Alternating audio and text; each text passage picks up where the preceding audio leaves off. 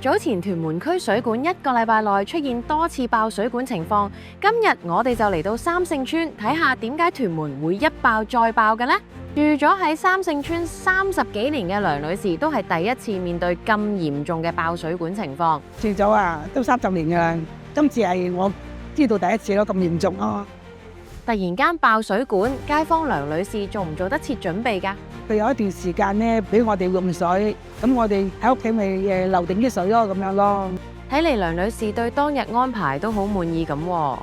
安排得好好啊，安排得係啊，所有街坊都知道晒呢件事啊，咁樣咧對影響咧即係減到最低咯。如果冇咗關愛隊或者房屋處嘅安排咧，嗰日突然間爆水後，我哋又冇鹹水用啦，又冇食水用啦，對日常生活都好混亂嘅。街坊就對當日議員、關愛隊仲有政府嘅安排相當滿意啦。我哋今日好榮幸邀請到屯門區區議員李超雄接受訪問，同我哋講下佢同關愛隊成員點樣一齊陪住街坊面對突如其來嘅爆水管事件。Hello， 大家好，我係屯門區議員李超雄。我嗰日一收到個消息咧，即刻就趕往現場啦，咁約咗關愛隊嘅成員或者助理一齊去睇，咁啊即刻約埋水務署啦。即刻我就 call 翻佢翻嚟，我哋要了解下個情況係先爆咗鹹水嘅，咁就再發現咗食水係都有少少暗漏，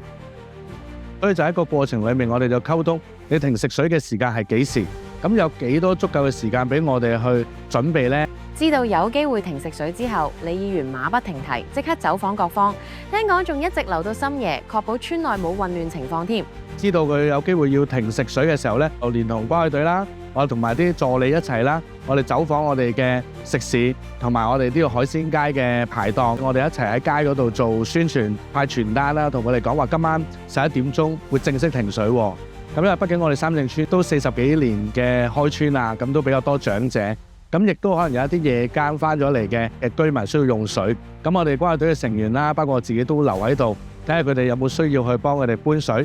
屯門區由1973年發展至今，已經50幾年歷史，區內設施逐漸老化。李議員喺呢方面又有乜嘢好建議，可以令到政府做得更好呢？因為其實而家我哋三聖街呢一度爆呢個水喉位置呢，都唔係一個叫做高危嘅地方，因為行人路附近，點解都會有呢個情況呢？其實係咪有其他喉管都有呢啲咁嘅情況，都隨時會爆呢？咁之前我哋屯門公路嗰次，因為牽涉到封路，就會更加影響甚遠啦，會影響埋其他區，元朗啊、荃灣咁樣倒灌晒。除咗用聲納探測器呢個水喉管嘅問題之外，可唔可以仿下我哋內地或者其他嘅地方有一啲再先進嘅設備去檢視下我哋啲喉管？喺議會上，我哋都成日會諗啲情況去同水務署去溝通。咁我哋嚟緊都會喺我哋區議會裏面去討論呢一方面嘅情況咯。